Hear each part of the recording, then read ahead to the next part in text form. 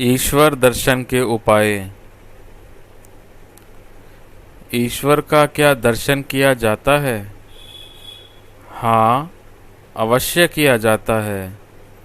बीच बीच में निर्जनवास, उनका नाम गुणगान, वस्तु विचार, ये समस्त उपाय अवलंबन करने चाहिए। कैसी अवस्था में उनका दर्शन होता है? श्री राम कृष्ण। खूब व्याकुल होकर क्रंदन करने से उनको देखा जाता है। स्त्री पुत्र के लिए व्यक्ति घड़ों रोता है।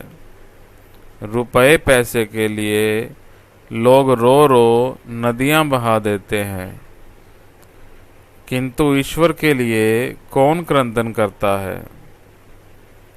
आंतरिक पुकार की तरह से पुकारना चाहिए। यह कहकर ठाकुर ने गाना गाया,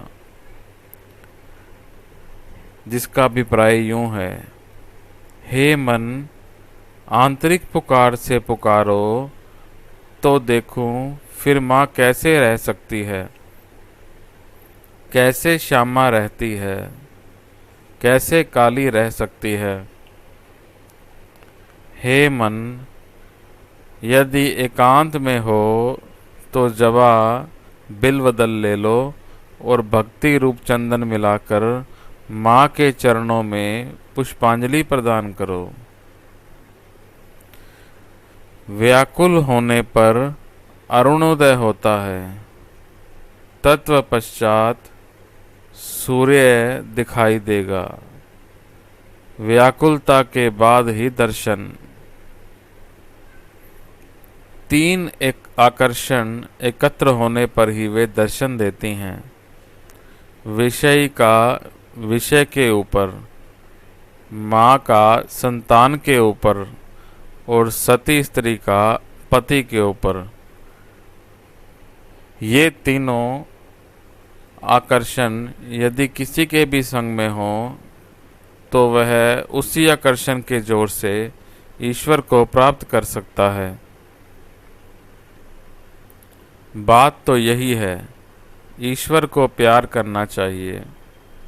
माँ जैसे लड़के को प्यार करती है, पतिव्रता जैसे पति को प्यार करती है, विषयी जैसे विष को प्यार करता है, माफ़ करना, विषयी जैसे विषय को प्यार करता है, इन तीनों जनों का प्यार, यही तीन खींच एकत्र कर लेने पर जितना होता है उतना ईश्वर को दे सकने पर उनका दर्शन प्राप्त होता है।